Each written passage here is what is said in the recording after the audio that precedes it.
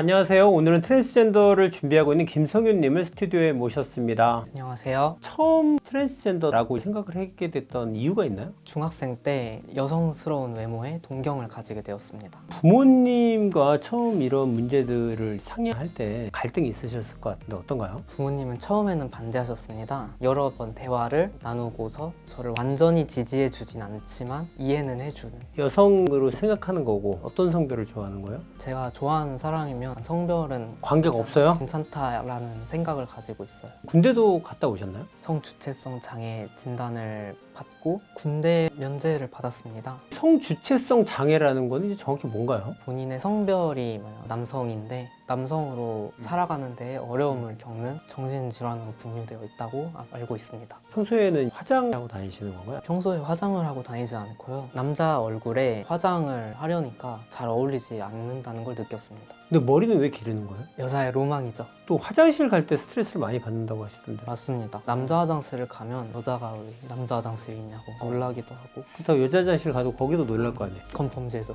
호르몬 치료를 받은 지 얼마나 됐나요? 3년이 됐습니다. 그 사이에 어떤 변화가 좀 있었나요? 가장 큰 변화는 가슴이 A컵까지 자랐고요. 채모의 길이와 굵기가 줄어들고 남성적인 체취가 사라지고 몸의 지방이 여성스럽게 재배치된 느낌을 받았습니다.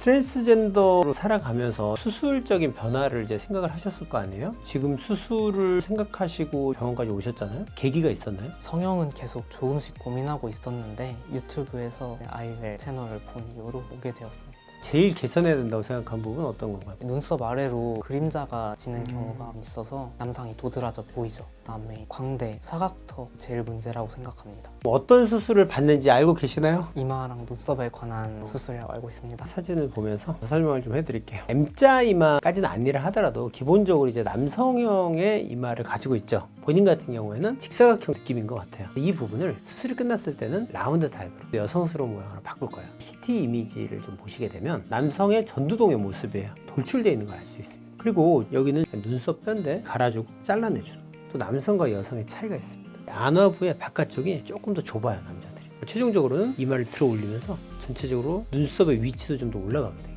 그래서 이번에 하는 수술은 전두동을 뒤로 밀어 넣어주는 거, 눈썹뼈를 갈아주는 거, 그리고 안화부의 상외측을 일부 잘라주는 거, 그리고 이마를 거상해 줄 거고 헤어라인을 다듬어 줄 거예요. 어떻게 수술하는지 모형을 보면서 자세히 얘기를 해드려 볼게요. 이게 남자를 기준으로 만들어 놓은 모형이어서 눈썹뼈에 돌출이 조금 있습니다. 이 부분은 안쪽에 공기가 차 있다고 보면 되는 거예요. 여기를 자르는 거죠. 이 공기 주머니의 모양을 가이드를 만들게 됩니다. 수술에 사용됐던 가이드인 거예요. 이런 식으로 맞춰가지고 디자인을 하고 뼈를 잘라내고 밀어 넣어주는 거예요. 실제로는 이거랑은 좀 다른데 이해하기 쉽게 모형을 준비해봤어요. 평평해졌죠? 눈썹뼈 바깥을 갈아주고 잘라내주는 안화부를 키워줍니다.